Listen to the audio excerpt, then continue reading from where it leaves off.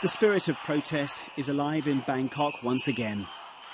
For a second week running, opponents of the proposed amnesty have called for demonstrations in the city centre. By timing them around midday, they were able to boost the turnout, with office workers joining in their lunch breaks.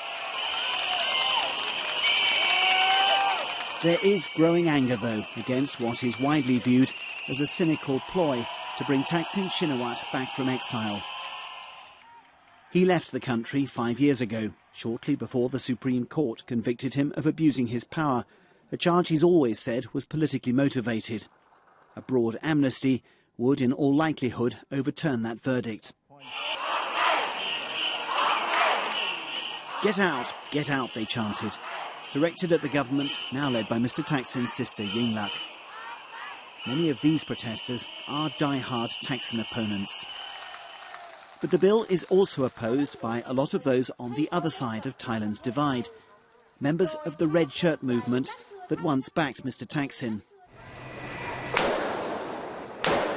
That's because it would absolve those who ordered the army to clear red shirt protesters from Bangkok back in 2010, an operation that cost more than 90 lives. The impressive numbers the opposition have been able to get out to these rallies shows just how much unhappiness there is in Thailand over the government's sweeping amnesty bill. But it does still control Parliament. And it may be calculating that these mainly urban protesters will not be able to keep up this momentum. In the 2.5 years since Yingluck Shinawatra came to office, Thailand has enjoyed a welcome respite from political turbulence. She's won praise even from some of her opponents. But the questions over her controversial brother, still the power behind her party, have never gone away. And with this amnesty, his party has reignited the conflict, which has polarised the country for the best part of a decade. Jonathan Head, BBC News, Bangkok.